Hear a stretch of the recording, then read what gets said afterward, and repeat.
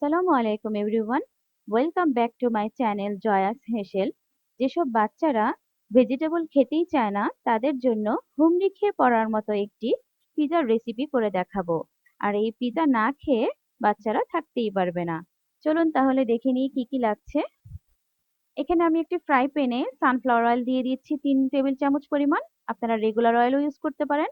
আর দিয়ে দিলাম পেঁয়াজ হাফ কাপ, আর 3টে দিচ্ছি ম্যাগি ম্যাজিক মশলা। এরপর দিয়ে দিব 3টি ডিম। ডিমটাকে কিমা করে নিব এবং প্রত্যেকটা সবজি আমি হাফ কাপ পরিমাণ করে কেটে নিয়েছি।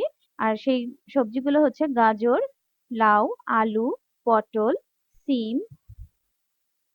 একটু নেড়ে চেড়ে এর মধ্যে দিয়ে দিচ্ছি এখন মিষ্টি কুমড়া। আমি এখানে 7টা সবজি ইউজ করেছি, আপনারা যে কোনো 3-4টা সবজি দিয়েও করতে পারেন। আবারও একটু নেড়ে চেড়ে ঢাকনা দিয়ে ঢেকে রাখবো 5 মিনিটের জন্য। এরপর দিয়ে দিচ্ছি পরিমাণ মতো লবণ আর ধনিয়া পাতা, টমেটো এবং কাঁচামরিচ কুচি।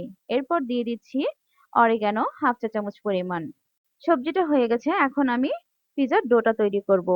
আমি এখানে 600 গ্রাম পরিমাণ আটা নিয়েছি। আমি ময়দা ব্যবহার করছি না এর মধ্যে। বেকিং পাউডার 1.5 চা চামচ এবং বেকিং সোডা 1.25 চা চামচ পরিমাণ। চিনি দিয়ে দিচ্ছি 4 টেবিল চামচ। শুকনো উপকরণগুলো একটু হাত দিয়ে মিশিয়ে নিয়ে সানফ্লাওয়ার অয়েল দিয়ে দিচ্ছি 3 টেবিল চামচ পরিমাণ। আর আমি এখানে বাটার মিল্ক ইউজ করছি 1 কাপ প্লাস 2 টেবিল চামচ পরিমাণ। আমি এর ডোতে কোনো পানি ব্যবহার করব না। এখন এটা ভালোভাবে মিশিয়ে সামান্য একটু তেল দিয়ে আবার একটু মাখিয়ে নিব। এখন এই ডোটাকে 3টা ভাগ করে নিয়েছি, আমি 3টা পিজা তৈরি করব।